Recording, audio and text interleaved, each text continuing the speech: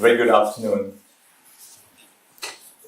I'm really deeply honored to be invited to deliver the 2023 annual lecture organized by the Cambridge Pro Bono Project. I'd like to thank Aradhya for this painstaking effort in organizing the lecture. Aradhya interned at my chambers nearly 5 years ago when he was a young student of law. And I remember working on a very important aspect of our constitutional jurisprudence with him, which was explaining the silences of the Constitution. I'm happy to collaborate with Aradhya again today, though in a professional capacity. I'd like to begin the lecture this afternoon in my brief presentation by recalling what Homer has to say in his epic poem, The Odyssey. Ulysses, the protagonist, upon his return from the Trojan War, encounters sirens, who are beautiful creatures of the sea. Their mesmerizing voice has the capability of bewitching sailors and luring them to death. Ulysses, who is aware of this, asks his men to tie him up to the mast of the boat so that he does not succumb to the dangerous charm of the sirens. When Ulysses asked to be tied, he did so not to be deprived of his freedom, but rather to gain freedom and to overcome the temptation. But what if the rope which binds Ulysses realizes its power to impose restraint and exerts too much pressure, choking Ulysses in the process? Should the rope not have a restraint on the power that it exerts? In this metaphysical story, Ulysses represents a citizen and the rope represents the state.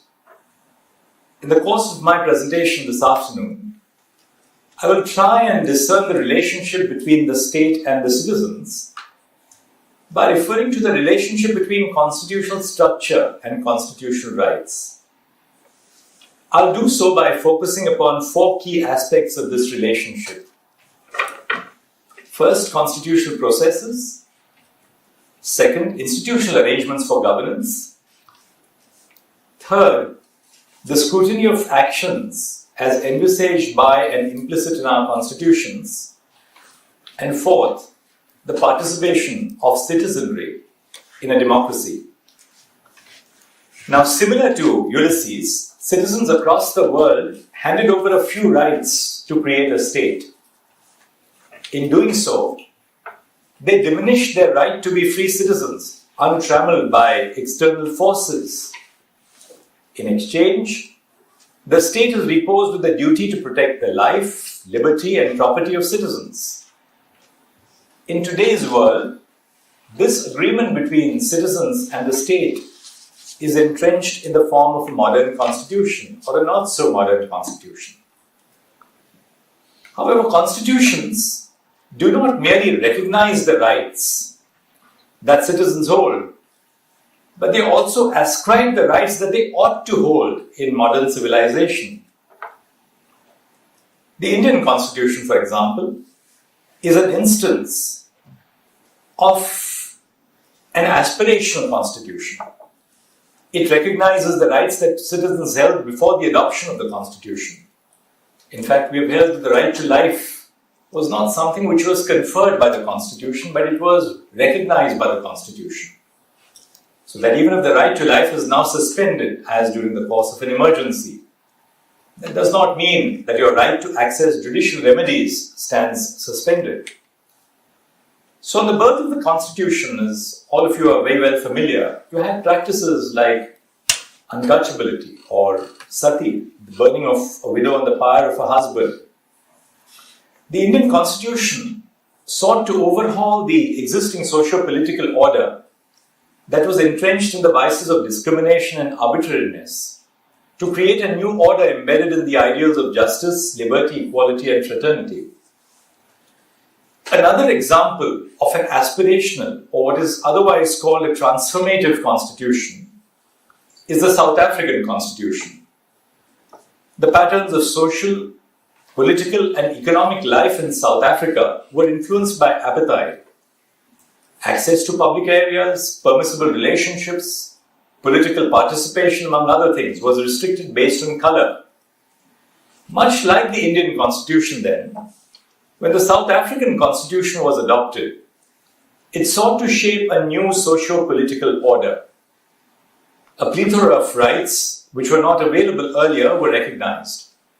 It includes the right to equality, the right to fair labor practices, and the right not to be subjected to slavery or forced labor. The injustices of the past, which you see in the Indian constitution, were sought to be cured by the adoption of the South African constitution. In fact, the rights framework in both the Indian and the South African constitutions is elaborate because the injustice that traced every aspect of a citizen's life were sought to be cured by the Constitution. The chapter on fundamental rights is for this reason often referred to as the soul of the Constitution. But the mere recognition of fundamental rights is not sufficient for their effective protection because values are just not simply self-reinforcing. So while Articles 14 and 21 of our Constitution recognize the right to equality and the right to life and liberty, they don't enforce themselves. On the adoption of our Constitution in 1950, society did not miraculously wake up to an equal social order. On 26 January 1950, the day that the Constitution was adopted, Indian society was stratified as it was the day before. Sati, untouchability and female infanticide still plagued society. Political dissenters were still imprisoned for exercising their right to free speech.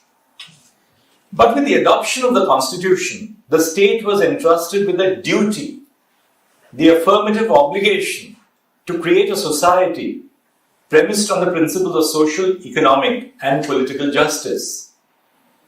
The state, in other words, became an instrument for realizing the values entrenched in the Constitution.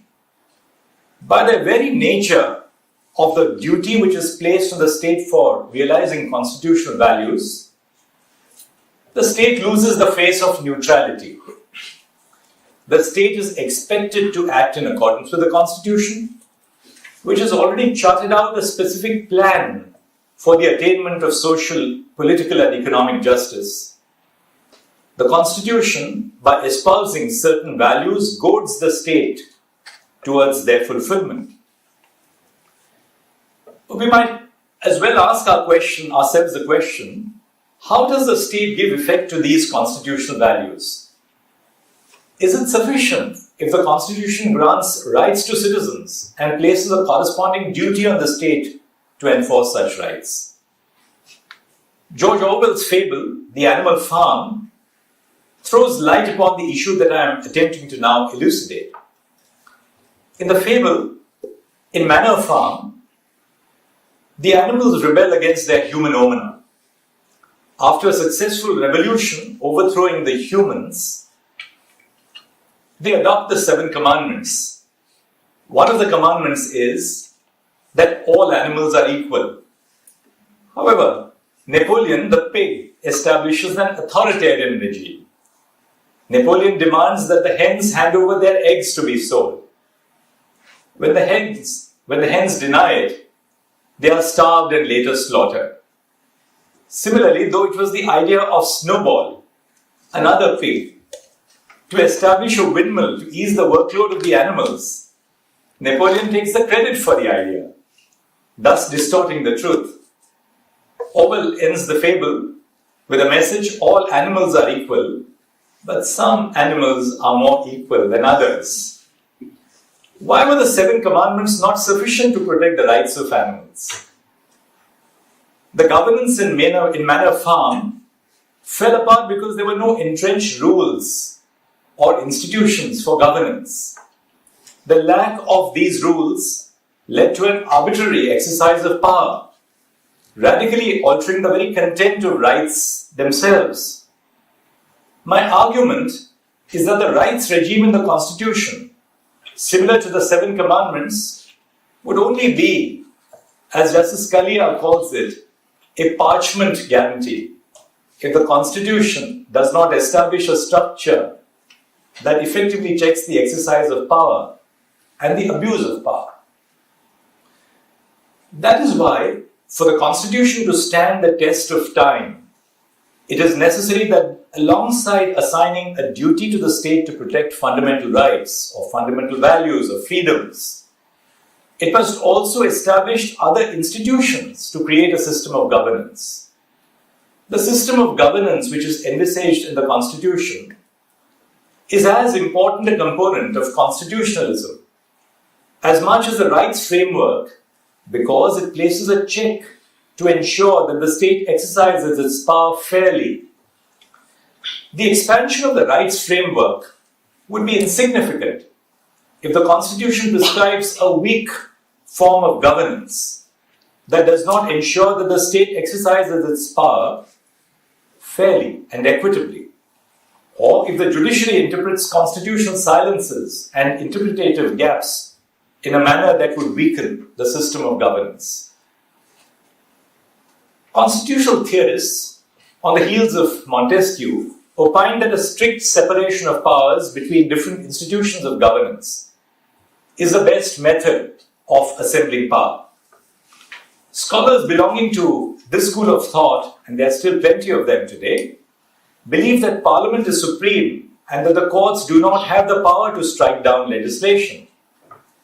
The institution that enacts law, the institution that enforces law, and the institution that interprets the law are demarcated into specific functional spheres, at least in theory. But it soon came to be understood that possession of power does not necessarily mean that it would be exercised judiciously. And so another school of thought arose which propounded that checks must be placed on the exercise of power to ensure that power is not exercised in a mala fide manner or that it is not clothed with personal attributes. Because those who hold power are human as well. And to be human is to err. As King Henry in Shakespeare's Henry V says, "I think the king is but a man as I am. The violet smells to him as it doth to me. The element shows to him as it doth to me. All his senses have but human conditions. His ceremonies laid by, in his nakedness, he appears but a man." Thus, the two components that ensure constitutionalism are first a guarantee of rights, and second a system of governance that checks the exercise of power of other institutions.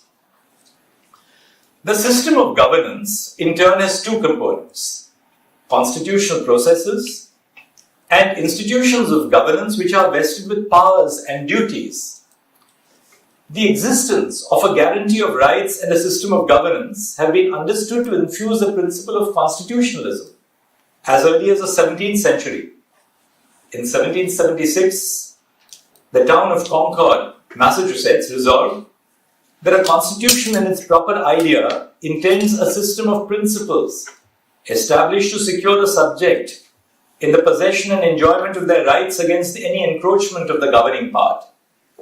Similarly, Article 16 of the French Declaration of the Rights of Man and of the Citizen of 1789 stated that any society in which the guarantee of rights is not assured, nor the separation of powers determined, has no constitution.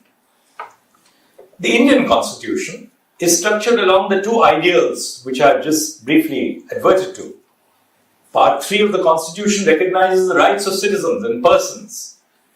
But more importantly, or equally significantly, the rest of the provisions of the Constitution outlines the distribution of power among numerous institutions.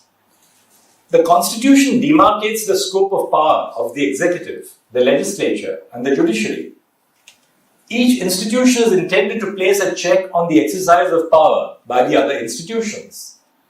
The judiciary has the power to strike down legislation for violation of fundamental rights or for the infringement of any other constitutional provision. Executive actions are also amenable to judicial review. The executive is collectively responsible to the lower house, that is the House of the People. The Election Commission of India is a constitutional body entrusted with superintendence and control over elections. It is intended to prevent the interference of the ruling faction in the electoral process. Similarly, the Constitution prescribes a decentralized model of governance, which is a bottom-up approach towards governance. The Constitution creates municipalities, cooperative societies, and a whole host of local participatory institutions going down to the level of the villages across India. There are over 640,000 such villages. The local bodies of governance democratically decentralize power from the center to the locally elected authorities to encourage the involvement of citizens in public governance. Because the greater the involvement of citizens in governance, the greater likelihood that it would create a field of greater accountability. In this way, the Constitution divides power and creates a system of accountability to minimize the misuse of power. The entrenchment of local bodies and governance under the Constitution symbolizes the checks that are introduced on the exercise of power from the grassroots to the highest levels of governance. Now, the division of power between different institutions and the substantive checks on the exercise of power are not the only constitutional arrangements to prevent the misuse of power. The Constitution inhibits nullify the exercise of power and safeguards the violation of constitutional values by introducing procedural guarantees. Procedural guarantees serve two purposes. First, they prevent the seepage of bias and unfairness in the process of decision making. A decision that is reached after following procedural rules is expected to be fair. Second, a fair procedure is not only a means of achieving a fair outcome, but it's also an end in itself, a goal in itself. Procedural requirements create a stumbling block on the free exercise of power. Such stumbling blocks are necessary because they suggest that power is not unrestrained and must be exercised with circumspection. Article 21 guarantees the right to life and liberty, but it introduces the facet of procedural guarantees. So does Article 22, which inculcates the principle of natural justice. Recently, the Supreme Court of India, for those of you who are interested in the name, in the Subhash Desai case, expounded on the importance of legislative procedure in the furtherance of democratic ideals. Article 122 of the Indian Constitution states that the validity of proceedings in Parliament shall not be challenged on the ground of an alleged irregularity of procedure.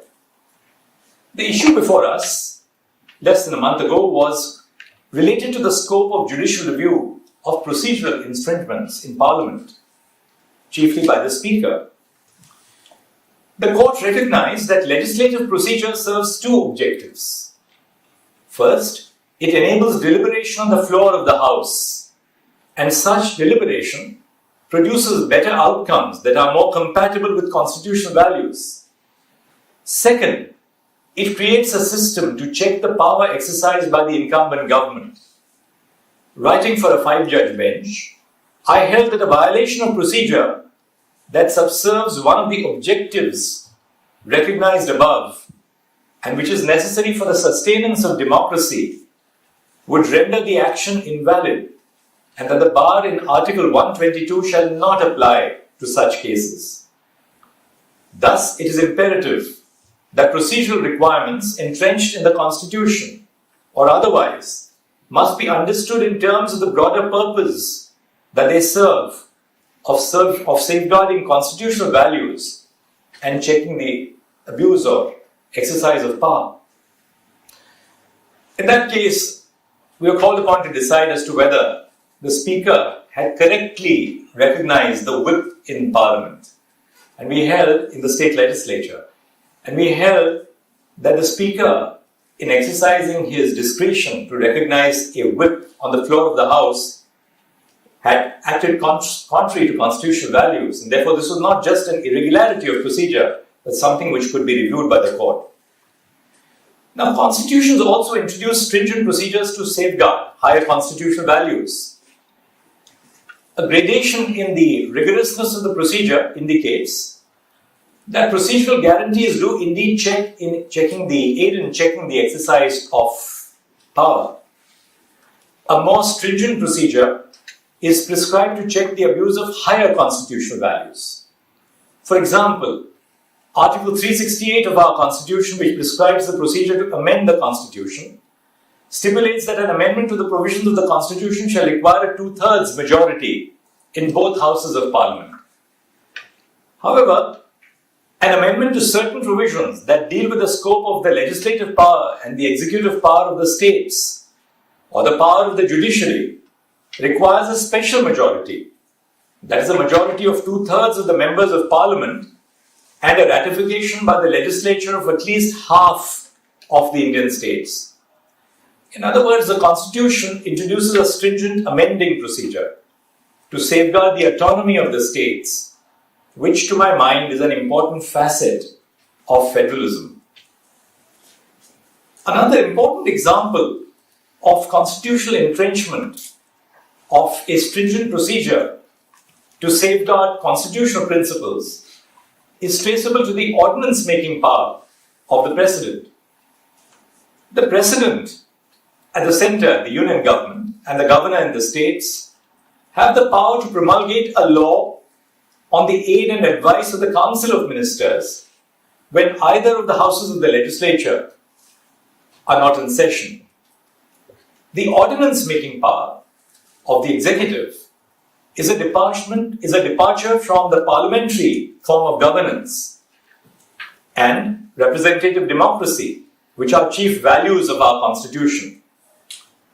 But the Constitution circumscribes the exercise of the ordinance-making power. The provision prescribes that the ordinance promulgated in such cases shall cease to operate on the expiry of 6 weeks from the reassembly of Parliament, and Parliament has to reassemble within 6 months of the conclusion of the earlier session. So the life of the ordinance cannot exceed 6 months and 6 weeks. A limit on the operation of the ordinance is prescribed to prevent the misuse of the ordinance-making power, which would subvert parliamentary accountability and weaken democratic functioning. Having discussed the broad framework of the arrangement of power among various institutions in the Constitution, it is important that we understand the role of courts in the constitutional structure. Through judicial review, courts primarily engage in the function of scrutiny. That is to say that they are tasked with scrutinizing the actions of legislatures and the executive. We can all agree that the job of the court is to interpret the law. But how should courts interpret the law, particularly in situations where there are interpretative gaps or in cases of constitutional silences? Courts in India, and in fact all over the world, do not rely solely on a single method of constitutional interpretation. Therefore, to my mind, when you talk about the originalist view or the interpretational view or the transformative view of the Constitution, that's to beg the question. Because there is no one single theory, at least that's what I've gained as my own personal learning over the last 23 years on the bench. Constitutional courts are generally eclectic in their interpretation. If you ask a student of law to start colouring a well-reasoned judgment of a constitutional court, you will soon discover that judgment is actually a rainbow. Different colours fuse together to represent different interpretative approaches. In fact, just a week before we closed, when we were in the midst of the hearing on the marriage equality case, which I'm not going to speak about because they reserved judgment, I told the councillors appearing for the Union of India, I said, but you have to interpret the Constitution in a transformative way. But he said, Chief Justice, 4 years ago, you accepted my submission that this was the correct original interpretation of the Constitution.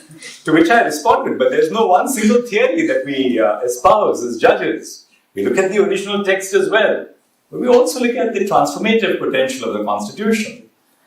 So this fusion of interpretative approaches helps a judge to interpret a constitution as the time changes. as Justice Cardozo says, a written constitution states, or ought to state, not rules for the passing hour, but principles for an expanding future. The text of a written constitution is often inadequate and does not and cannot deal with a multitude of situations that may arise. So words like human dignity, liberty, and freedom contain within themselves a range of meanings. The text can also be ambiguous, vague, or just simply silent.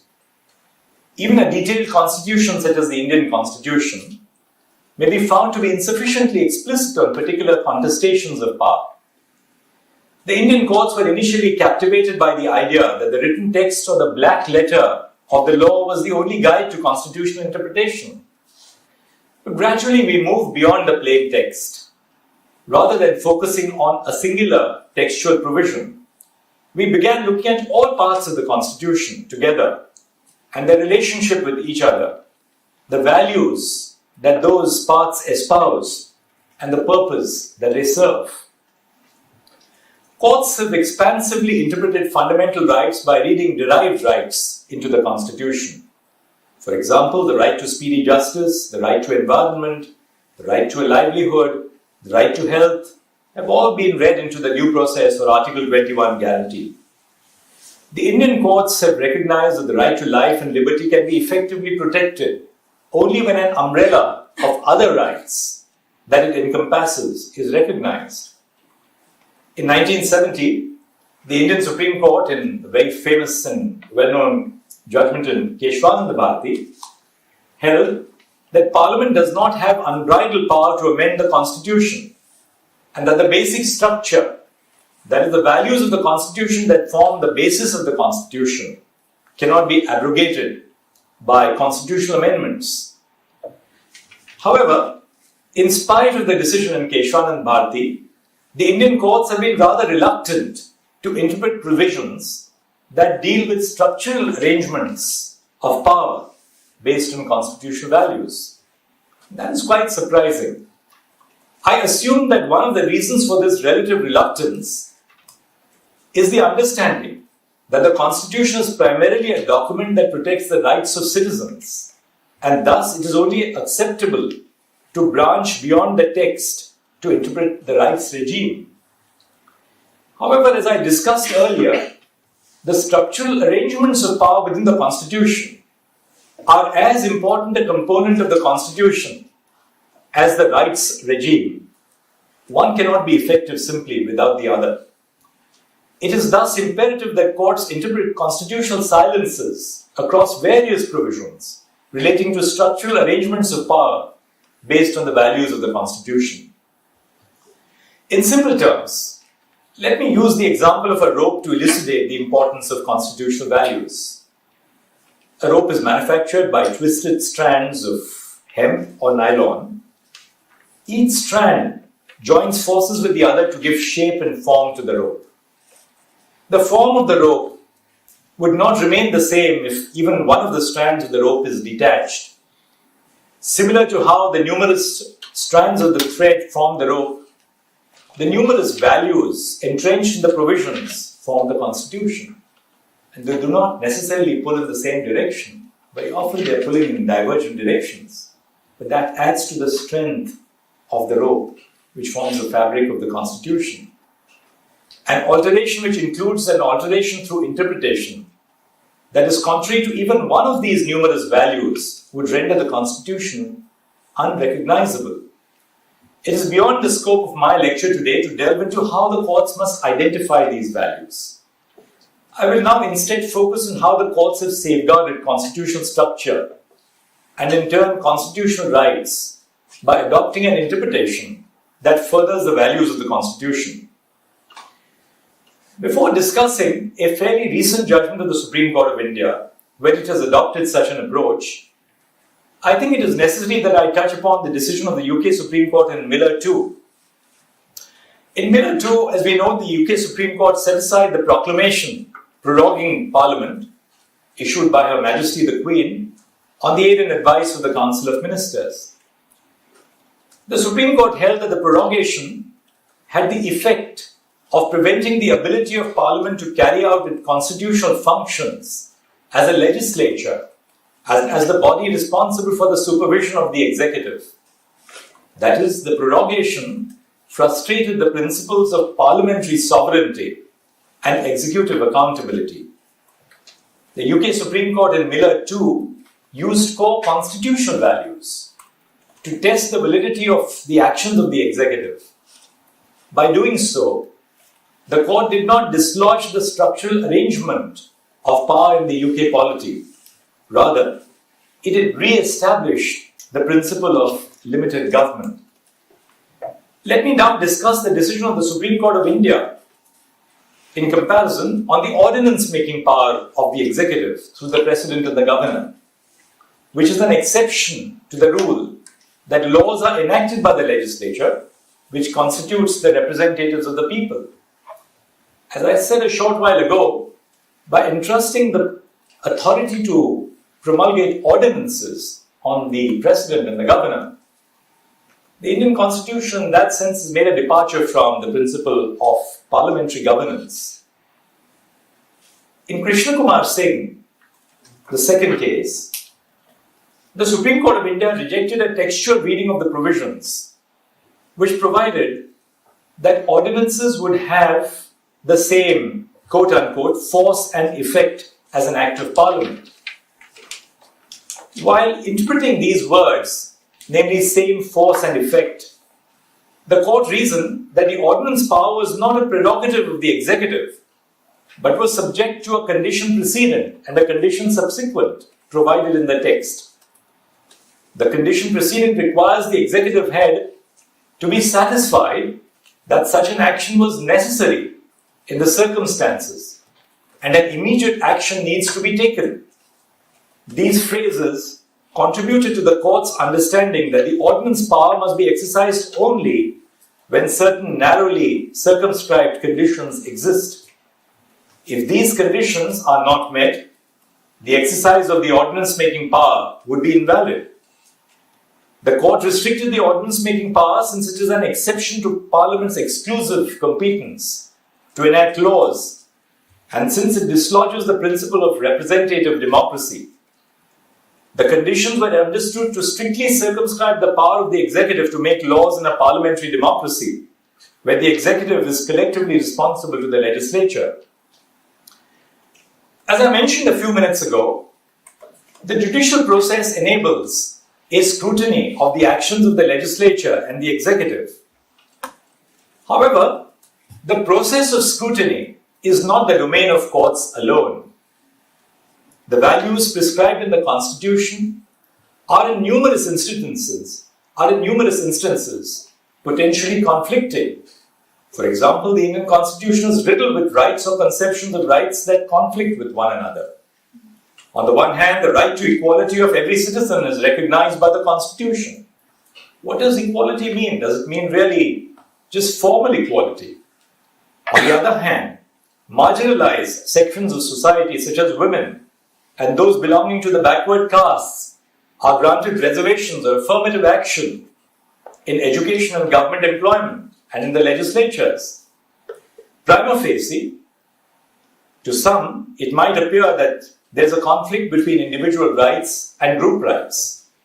In fact, the issue of whether the affirmative action policy is an exception to the right to equality or is a facet of equality has plagued the Indian polity since the 1950s, which has also led us to the question as to whether affirmative action detracts from merit, which leads you to the question of what is merit essentially? And is a more inclusive society not a society which contributes to merit, or is an exclusionary society which goes by, say, standard test scores, a society which is truly meritocratic? Difficult question, but it is not always necessary for the courts to be the first site for resolving these potential conflicts.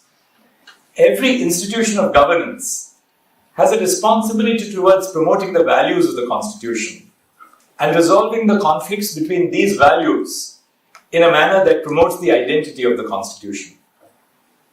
The court's ability and its enthusiasm to adjudicate these issues must not diminish the democratic space available to citizens or usurp the functions of other democratic mechanisms. While courts enforce rights on a case-by-case basis or in class action suits, the judicial system is not designed to be a panacea. Moreover, legal truth, or the position discerned by courts on the basis of the rules of evidence, must not be confused with the social truth. Although they may both overlap to a certain extent, social truths can exist even when they cannot easily be proved in a court of law. Courts are therefore a very effective tool in the quest to realize constitutional rights, but their field of impact is often laser-focused and limited in scope.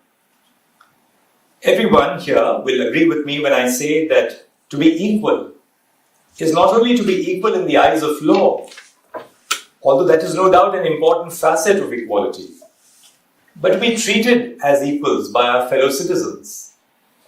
The indignity of inequality often comes not in the form of a policy or a law, but in the form of, say, exclusion from informal workplace gatherings, or even social groups in school and university due to gender, caste, or race.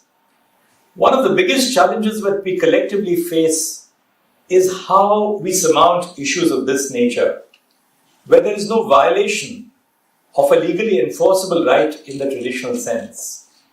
Certainly, judicial institutions were neither meant to tackle such problems, nor are they equipped to do so.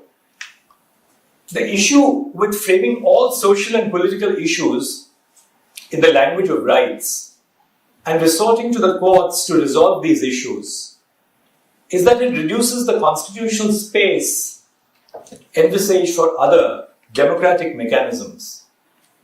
The Constitution envisions other methods through which the abuse of power can be legitimately checked. This includes debates and discussions inside and outside the legislature on crucial issues. The executive can be held accountable for its actions by Parliament inside the House and outside by courts and by the citizenry. The final component, which is necessary for the effective realization of rights, is the role ascribed to an individual in a constitutional democracy. The Constitution envisages a unique role for the individual, whose engagement with the other institutions I have spoken of is crucial to the realization of rights. For instance, pre-legislative consultative processes are an apt instance where an informed citizenry can place an effective check on legislative functions. Consultation even before legislation is introduced in Parliament or the state legislatures or the local legislatures. I'll give you an example. There's a bill to amend the Kerala Police Act of 2011. Public comments were called on the bill. When the bill was introduced in the House, it was referred to the Select Committee, and the Select Committee conducted district-wide meetings across the state. About 400 to 500 people attended these meetings, and the impact of such an extensive consultative process was the suggestion of 790 amendments to the draft bill after nearly 4 hours of extensive debate. Around 240 of those suggested amendments, most of which were centered on public feedback, were ultimately accepted. The South African Constitution recognizes pre-legislative consultation as a crucial aspect of the structural arrangements of power. A pre-legislative consultative process is entrenched in the Constitution itself, and a law that is enacted without pre-legislative consultation is unconstitutional. In 2005, Parliament of South Africa enacted a legislation relating to reproductive health care. The Constitutional Court of South Africa declared these laws to be unconstitutional because the National Council of Provinces did not fulfill its obligation of initiating public deliberation on the law. It is thus important for citizens to engage in a dialogue with each other and with the legislative and executive arms of the state. Perhaps that area of dialogue is shrinking. The practice of constitutional values and the organic reorientation of societal practices is essential to achieving the constitutional vision. Active participation by the citizenry in the democratic process in ways that are not expressly mentioned in the Constitution, but are nonetheless implicit in the structure, are indispensable to realizing constitutional rights. In this way, not only is the judiciary, which engages in scrutinizing the affairs of the state, essential, but so also the citizenry itself has a vital role to play. Every branch of government bears allegiance to the structures and processes delineated in the Constitution. Each and every constitutional authority, be it a judge, a member of parliament, a police officer in your locality, or a civil servant, assumes control over the enforcement of constitutional law.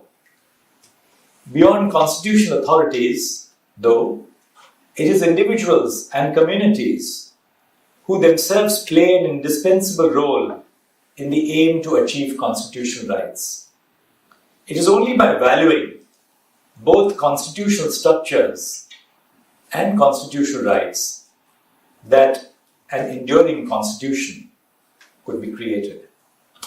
I think I said a lot.